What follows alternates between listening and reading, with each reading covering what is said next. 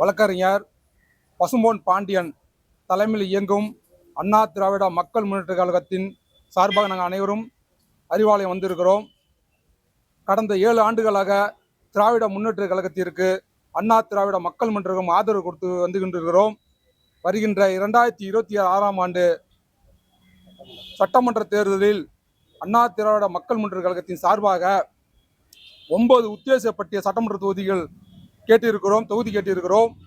அதில் 3 தொகுதி கேட்டிருக்கிறோம்.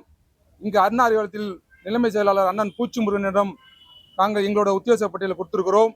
காரணம் என்னவென்றால், இந்த பாசிசத்தை எதிர்க்கும் தமிழக முதல்வர் ஐயா மு.க. ஸ்டாலின் சிறப்பாக இயங்கிக் கொண்டிருக்கிறார். அதனால் அவர் பின்னாடி நாங்கள் 7 ஆண்டுகளாக பயணித்துள்ளோம். அதனால் எங்கள் தலைவர் அண்ணன் பசும்பொன் பாண்டியன் அவர்களுக்கு இயங்கும் அண்ணா திராவிட மக்கள் முன்னேற்ற கழகத்திற்கு 3 தொகுதி ஒதுக்க வேண்டும் என்று எங்கள் அண்ணா திராவிட மக்கள் முன்னேற்ற கழகத்தை சார்பாக கேட்டுக்கொள்கிறோம். நன்றி, வணக்கம். தளபதியை வந்து சந்திச்சு நாங்கள் எங்களோட கோரிக்கையை வந்து தளபதியிடம் கொடுத்திருக்கேன்னு சொல்லியிருக்கிறார்கள்.